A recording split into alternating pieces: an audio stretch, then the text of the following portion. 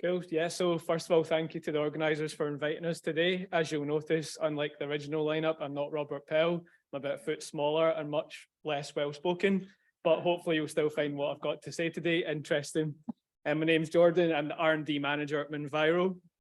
And today I'm going to be talking about life cycle assessment, which is an environmental quantification methodology we use in the raw materials sector. I'll describe what it is, what we do day to day, and I'll end up talking about how it links into a lot of the themes we've talked about today, particularly geomet and metallurgy in general. So we started our life 3 years ago. Just a bit of background about the company, first of all. We're a spin out from Camborne School of Mines, University of Exeter. And today we are a company of around 20 employees. This was actually taken this time last year, and we've doubled in size since then. It's been very rapid growth. And we've conducted around 120 successful projects within the raw materials and downstream technology space. Why do we exist? It's no sort of secret that environmental impacts are of maximum concern to the entire raw material space just now. Every year these diagrams are published, environment is always up at the top. And there's not really room for inaction anymore. Mining industry in particular has a really tenuous relationship with environmental impacts, and it just doesn't fly anymore. There's regulations coming in all aspects of the sectors, both in the upstream and downstream. And what we do day to day is that we help companies understand and work with the environmental impacts. Even ahead, before they've started extracting rocks from the ground, we can help them recognize what the impacts will be and help them plan to reduce it. So life cycle assessment is a globally recognized and robust environmental quantification technique. It follows ISO standards. And the sort of main thing about LCA is that it does capture CO2 environmental impacts, which is of course the topic on everyone's mind, but it actually contains a lot more impact categories. In the methodology that we use at Minviro, we capture around 16 impact categories, which include things like acidification potential, water scarcity impact, particulate emissions, land use transformation. There's a whole lot of things that are included. But what the technique essentially does, in very simple terms, it looks at the raw materials and the energy you consume to make a product. This can be anything. It can be a shirt, it can be a lump of copper, it can be a computer. Anything you consume to make this thing gets included in life cycle assessment, in addition to any direct emissions that you make to the environment. And every LCA will have a main product, which we call the functional unit, and everything that is included in the model is normalized to this. Sounds easy, but of course, as with mineral deposits, all these really detailed deposit diagrams we've seen today, there's a lot of complexity within these ore bodies. There's complexities in what the metals are doing, how they behave, how they're processed, how you manufacture things. But as long as you think of it in these terms, everything else I say today should be pretty simple. Raw materials and energy in, and any emissions out the other side are taken into account within the system boundary to make your product. And normally what we do at Minviro is we start at the very start. We call it cradle to gate life cycle assessment, which looks at the extraction of the raw materials to make your product all the way to the completion of your finished item. So once you've got your copper concentrate, your doré, your battery, and it's ready to get sold on to the people purchasing them, this is what we include within our system boundary. And anything that you consume within this to make your product is calculated. And then everything that is included has an environmental impact, and we sort of tally all this up and work with the customers. But it doesn't really stop there. Within life cycle assessment, you can also extend to the end of life of that product, look at how it's used day to day and how it's disposed of or recycled. So really, life cycle assessment can be as focused or as wide as you want, which adds infinite complexity into the models, but it keeps it interesting. Something interesting within LCA as well, when we're talking about just the CO2 impact, life cycle assessment inherently includes all scopes of emissions. So Scope 1 and 2 are the most commonly discussed environmental impacts within the CO2 sort of landscape. That is the direct emissions that you emit by combusting fuels. Scope 2 are related to electricity that you purchase and consume.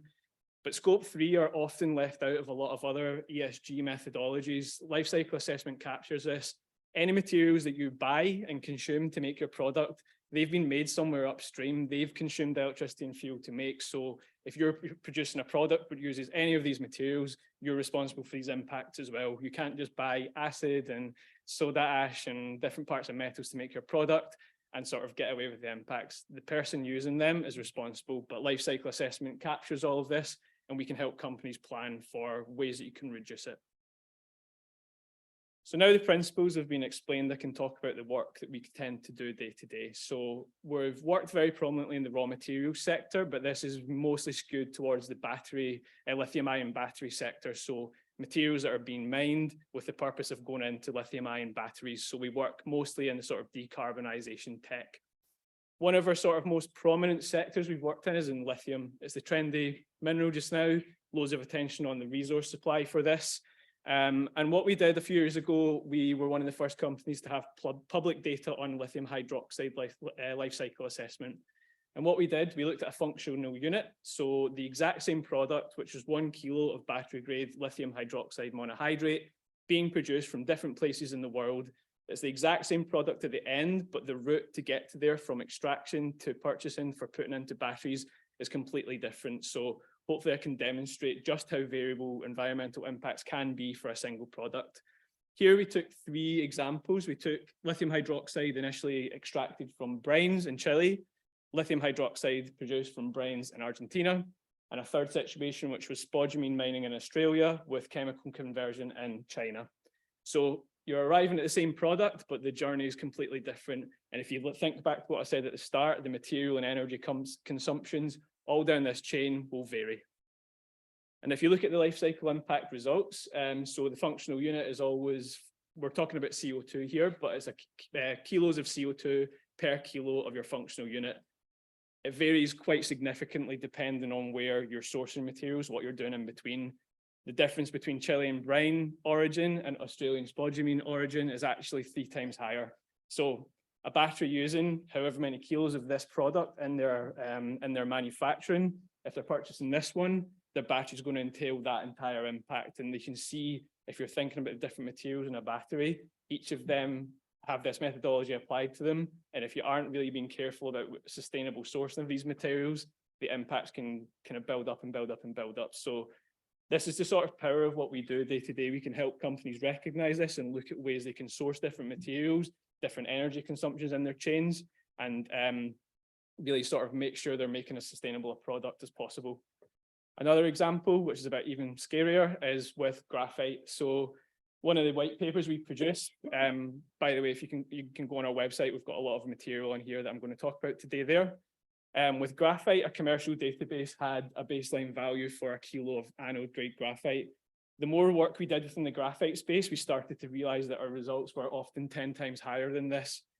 This was all verified throughout, and we realized that the commercial database value for LCA for graphite was using a limestone quarrying proxy. It had nothing to do with the materials and energy consumed to make these products. So a lot of people were using this value in their battery LCAs when it's actually 10 times higher for every kilo of graphite, which is about half of a battery. So again, you can start to see same functional unit, totally different impacts depending on where it's made, how it's been processed, loads of different things like that. And again, another very current one, nickel. Within batteries, we're moving towards more and more nickel-rich chemistries within the cathodes. And depending on where you're getting your nickel, yeah, you could entail 10 times higher impacts from some of these. I mean, HPAL is pretty popular these days, and there's a lot of companies purchasing nickel from here. Every kilo of this entails that embodied impact. So again, this is the sort of thing we do day to day. Really look at these systems, what has been consumed to make them, and then report this as an environmental impact and help people not do this. And if you combine this all together, you've got a battery model. This looks very similar to the model I presented at the start. It's just a system boundary, everything that's sort of included to make a lithium-ion battery, from the extraction of the materials and also including the manufacturing stage at this point. Again, material and energy is in and any direct emissions out. We've got a white paper on our website in which we kept the LCA model static. So everything about the model except these 5 green boxes, which are the 5 key cathode and anode materials. Within this, we looked into our database for LCA values for these materials and varied them a little just to see what the difference in impact would be for a final battery pack. and the impact pretty much doubled. This isn't thinking about anything to do with the electricity used to make the cell, aluminium, copper, any reagents. It's just those 5 material, and it doubles the impact depending on where that you're going to source them from. So you can start to see how sensitive these models can be and how much impact one single material's sourcing can have on a final product. So yeah, this is the bread and butter of what we do day to day. And yeah, you can read a bit more about these white papers on our website, or ask me if you want more details. We also tend to do reports for clients within the space and help them recognize where their hotspots are, where are the sort of big impactors on the supply chain. We worked with Tesla last year. No surprise, nickel is really prominent.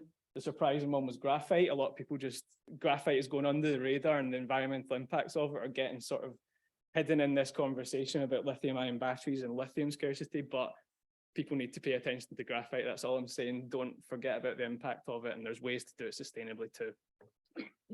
So how does this feed into everything talked about today? Hopefully you can sort of start to see the links about what I'm going to sort of introduce, but with all these resources, particularly the battery materials, the demand is just skyrocketing. Around here, you've got graphite, lithium, cobalt in the top 3, with their increase as a percentage of what it was in 2018.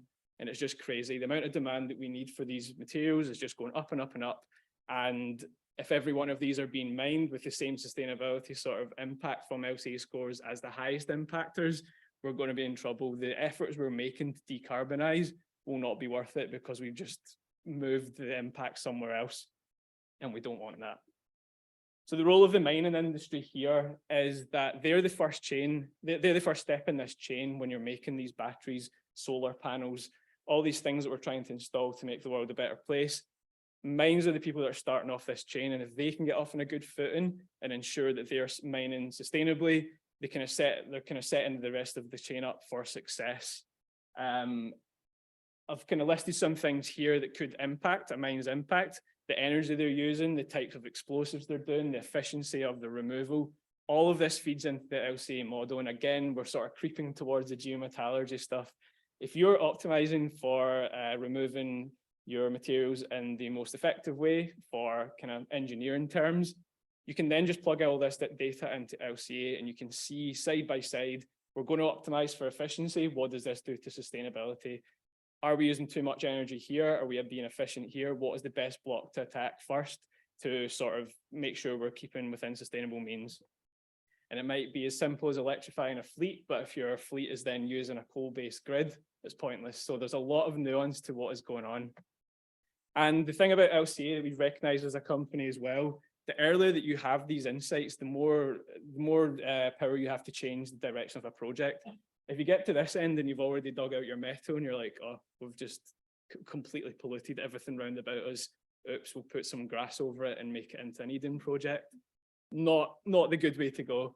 If you're doing LCA, the earlier on, you're going to struggle for data, but the data you do have, you know what your deposit is, what the mineralogy is going to be. You have a rough idea of how you're going to get it out of the ground, a rough idea how you're going to process it. This can be used in LCA early on. Yes, the data quality will increase the more the project goes on, but you can start to have these insights and plan for it. You might be missing a huge hotspot in your production, and by doing LCA ahead of time, you recognize it, you can adapt your methodology and make sure that you're competitive, because at the end of the day, these environmental impacts are becoming regulation. European battery manufacturers need to know the source of the materials. If they're planning ahead, they can plan for this, and they can make sure they're sourcing their nickel, graphite, lithium from sustainable sources. And it feeds upstream to the miners. They're under pressure to make sure they're sustainable, so they can shout about being the most sustainable copper source, most sustainable lithium. Without greenwashing, they need to do it properly. I think it seems to stick halfway each time, doesn't it?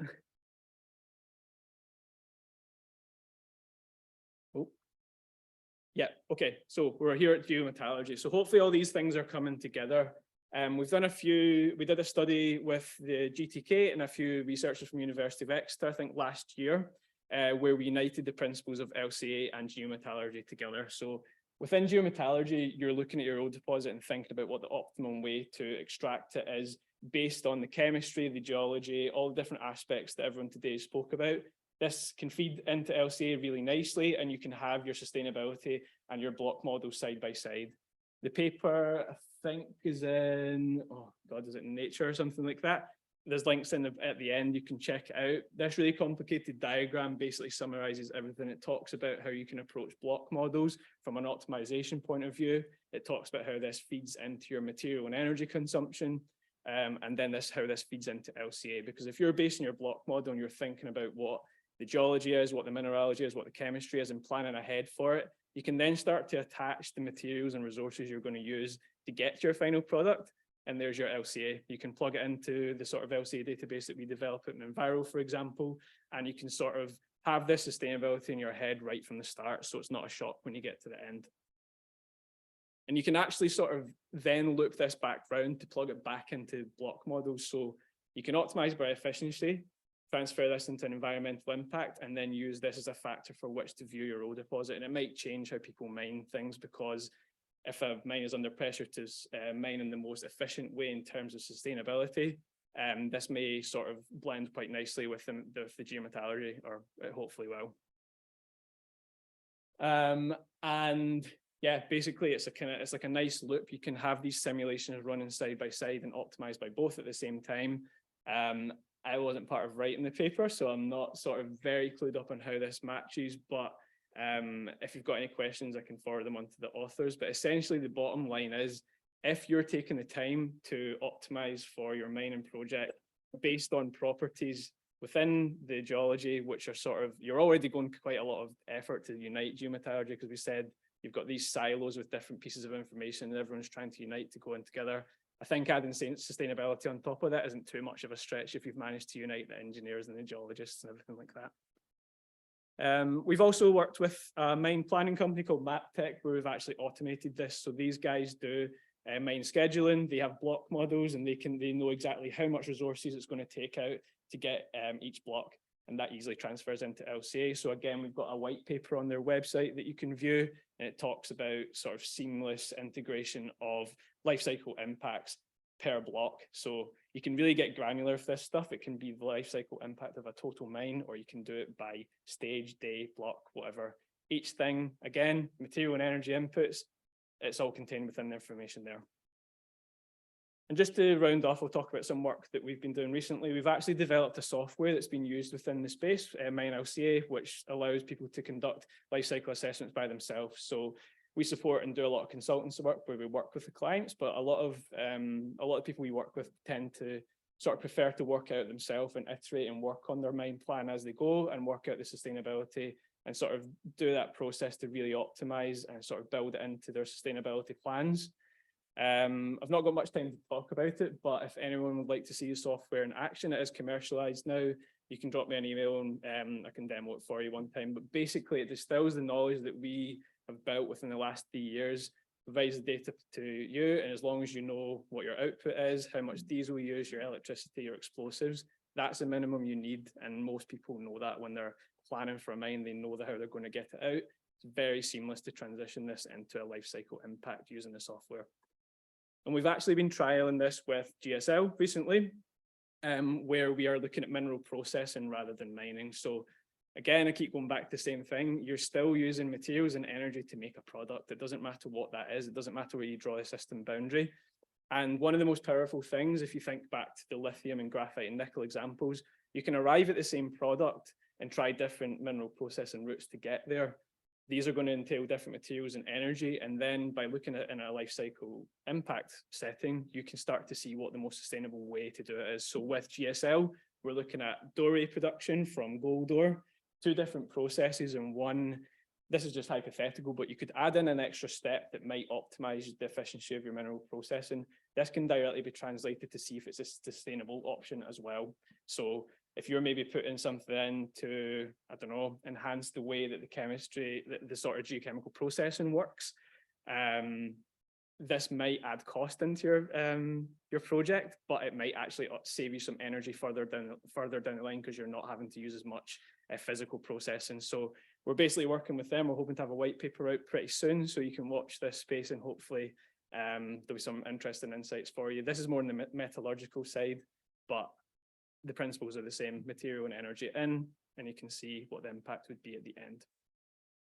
And everyone has a role to play within this. The engineers who are designing facilities can have sustainability in mind. People that are investing are having to make sustainable decisions.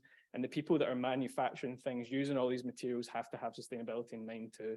The EU regulations are coming in a few years for these battery manufacturers, and there's like no time for inaction now. So everyone has the ability to get behind sustainability now. The data they have existing is usually good enough to be plugged into a preliminary model so they can start understanding and increase their the granularity of their environmental impacts with time.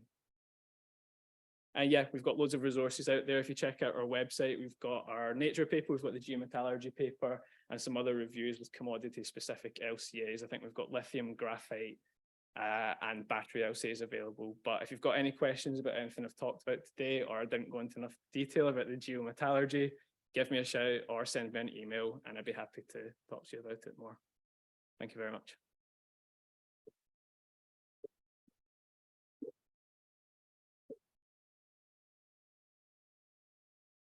Any questions?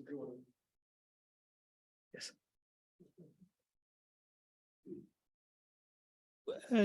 Jordan, where do you think we're at with the maturity of this, that the LCA score might start to directly impact on price penalties or price bonuses for the raw commodity? Not sure what the recent like regulatory side of the raw materials side is, but I know for batteries, the regulations that are going in for people producing those, there's a recycled content quota that they have to hit, or they're not going to be able to sell their product. Manufacturers in Europe that are purchasing materials, even if it's from China or Australia or America, have to have LCAs done. They have to have the knowledge of where their materials are coming from. I don't know if that will translate to price penalties, but they will not get investment or permissions if they're not demonstrating that they know ahead of time what their impacts are. I think what I know British Volt was a sort of different situation that's quite topical just now. There's so many complexities in setting up these projects, and it's not just like, oh, we're going to make batteries and it's going to save X amount of CO2. There's a lot that's going into it to make sure it's not just another sort of trendy fad that people are just jumping on the bandwagon to make batteries. The EU are really pushing these regulations forward to make sure that it can't be done unsustainably, but the regulations are pretty strict. Like that, people are having to understand everything from the entire source of their nickel sulfate down to how they're going to prove what grid mix they're going to use within their mix. Because if they're using a portion of coal, that's going to translate into the LCA. They're having to demonstrate all of this ahead of time, and I know it's hard for the manufacturers, but I think it kind of has to happen. I do think that commodity sectors will be under something similar in the future. I don't know, this is just what I'm thinking, but especially things like lithium, where there's so much attention, I don't think it's far before there's environmental, like quite binding regulations further upstream too. Hi, Jordan. Very interesting talk. Thanks. It might be a slightly unfair question for you, given your background, but I'll ask it and you may know. Okay. You were talking earlier on in your talk about the amount of CO2 that was produced from graphite deposits. It seemed extraordinarily high. Yes. Did you compare graphite deposits from around the world, or were you just looking in one particular place? And you found exactly the same for all of them, did you? So the figures that are up there were Chinese graphite, so produced predominantly, I think is the Jiangsu region is where most graphite is produced, and then in Mongolia, purely because of the electricity demand to make anode grade graphite mixed with quite a fossil fuel rich grid mix. That's why they're so high. And this is the dominant source of graphite just now. You can transplant that exact same process to make the same product into Norway and use hydropower, and it would be significantly lower because the main driver behind graphite impact is electricity. But I know that China are very quickly decarbonizing like their efforts within that. So Europe needs to quickly get the competitive edge by demonstrating European graphite, because I think as soon as China sort of uses a less impactful grid mix, they'll be reducing their impacts as well. But for current production routes and the popular routes that people are buying graphite for lithium-ion batteries, that's the sort of standard now for natural and synthetic. Thanks.